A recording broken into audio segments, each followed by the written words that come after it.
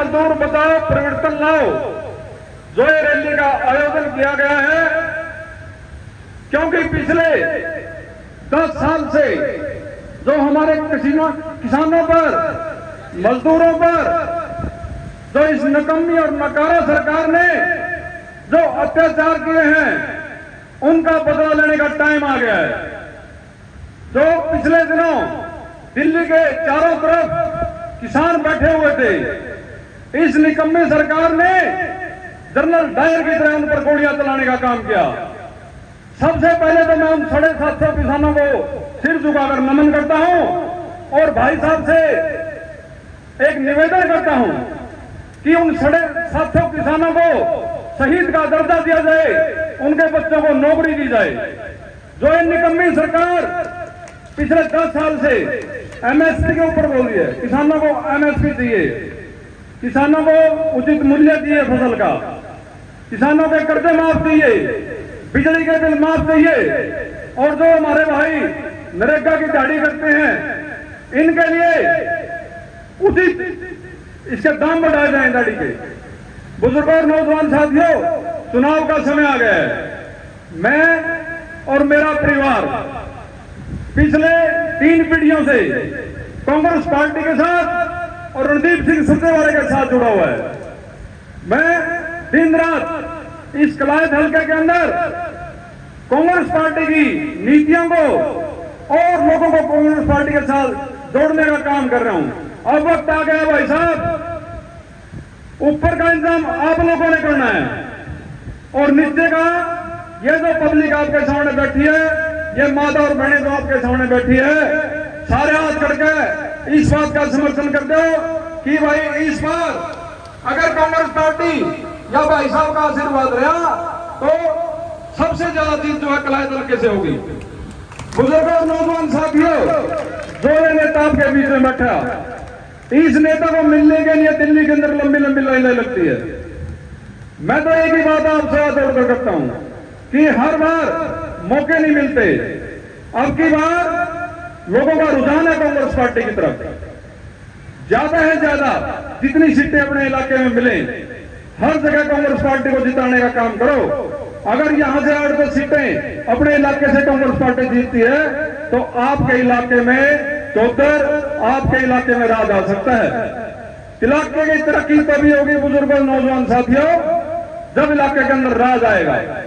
जो ये नौजवान और जो ये बुजुर्ग माता और बहनें मेरे सामने बैठी हैं, सबसे हाथ जोड़ के ये अपील है कि जो हमारे बीच में नेता आए हैं, आपके गांव में, आपके गुहांड में, पूरे कलायत हल्के के अंदर आप नजर मार लो, एक अकेला रणदीप सिंह सुरजेवाला एक तरफ और पूरी बीजेपी और इनेलो एक तरफ। जितने काम रणदीप सिंह ने अपने इलाके में कर रखे, किसी ने आज तक नहीं करे।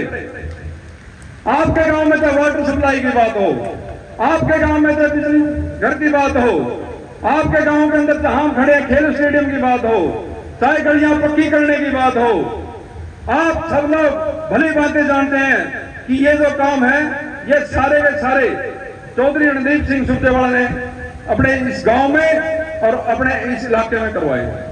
तो बुजुर्गों और नौजवान साथियों, अब टाइम आ गया है भाई रणदीप के साथ हर बच्चा, हर नौजवान, हर बुजुर्ग रणदीप के साथ कंधे से कंधा मिलाकर लड़ाई लड़े और अपने इलाके में कांग्रेस पार्टी का मजबूत करो। कांग्रेस पार्टी मजबूत होगी तब इलाके के अंदर राज आएगा।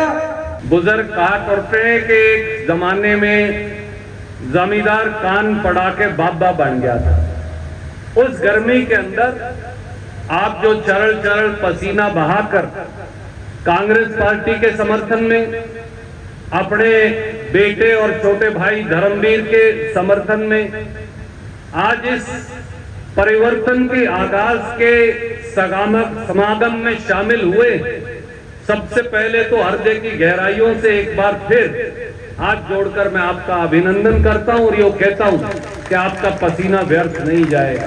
वो 750 किसानों का, शहीदों का खून आज भी ताजा है, उनकी शहादत व्यर्थ नहीं गई। धर्मवीर कोड़े खां जी कह रहे थे, धर्मवीर भाई जिस दिन हिंदुस्तान में कांग्रेस पार्टी की सरकार होगी, राहुल गांधी का वचन है हम एमएसपी की गारंटी का कानून बढ़ाएंगे, किसी की फसल एमएसपी से कम नहीं खरीदी जाएगी।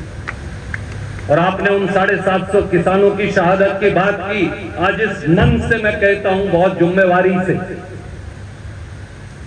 750 के 750 किसान, वो चाहे हरियाणा के रहने वाले हो चाहे हरियाणा के बाहर के रहने वाले हो, उनको शहीद का दर्जा भी देंगे और अगली कांग्रेस की सरकार उनके परिवार के एक आदमी को नौकरी भी लगाएगी।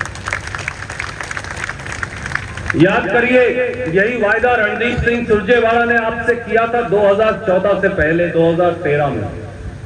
मैं पार्टी का प्रधान था उन दिनों। मटोर गांव के गवांड से आए मेरे बड़े बुजुर्गों को याद होगा, कंडेला के अंदर ओम प्रकाश चौटाला की सरकार ने उस समय 12 किसान खेत मजदूर बैकवर्ड के हमारे भाई मारे थे गोलीकांड में। उससे पहले कादमा में भिवानी के अंदर गोलीकांड हुआ था और एक मंडियाली में हुआ था। ये 3 गोलीकांड हुए थे जिनमें किसानों, गरीबों, बैकवर्ड एससी के हमारे भाइयों की मौत हुई थी, वो शहीद हुए थे।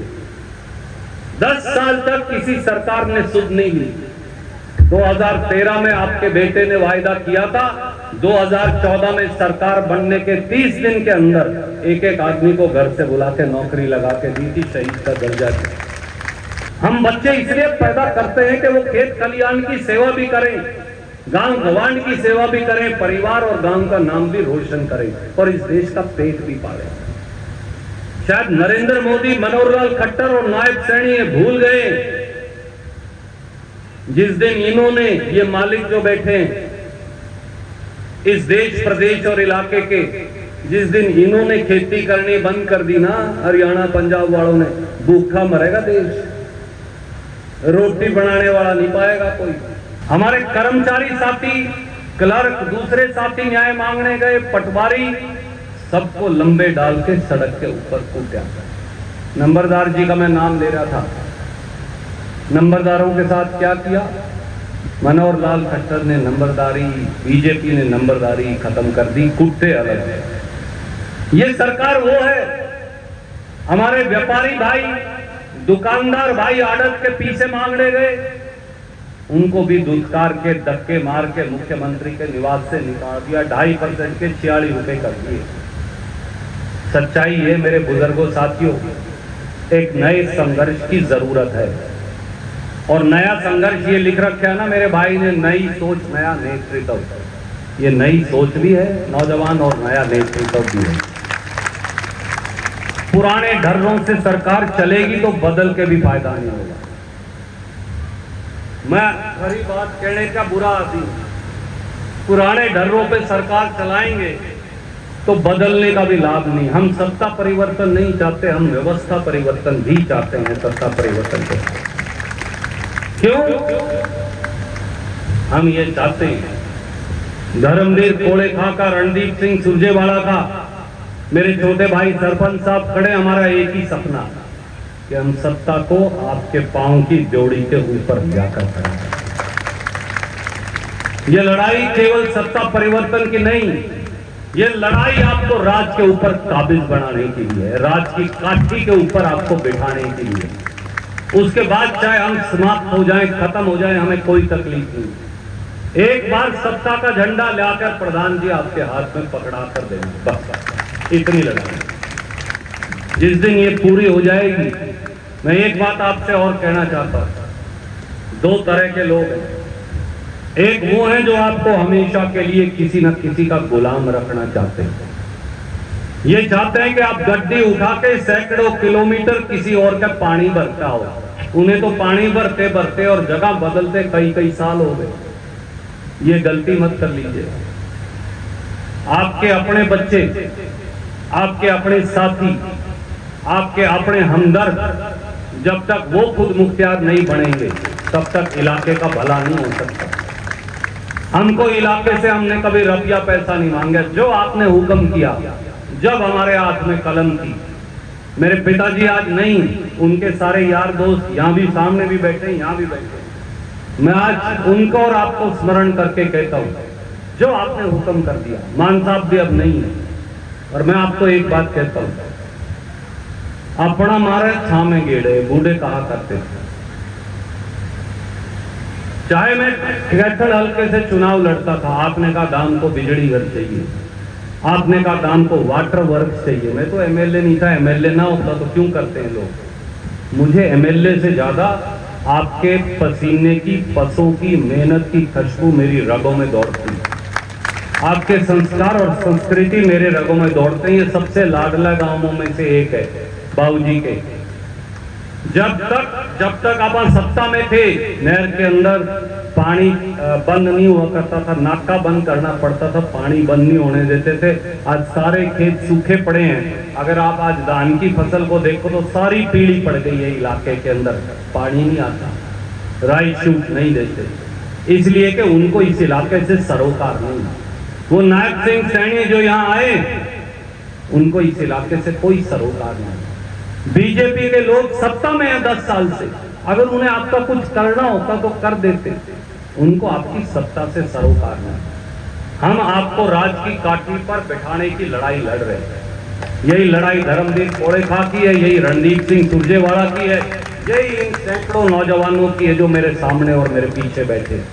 मैं आपको केवल एक बात कहने आया हूं, हाथ जोड़कर विनती करने आया हूं। मेरे काका, ताऊ, दादे, भाई, भतीजे, माँ, बहने, बुआ, बेटियां, बहुएं सब बैठे, हम आपके परिवार का हिस्सा हैं।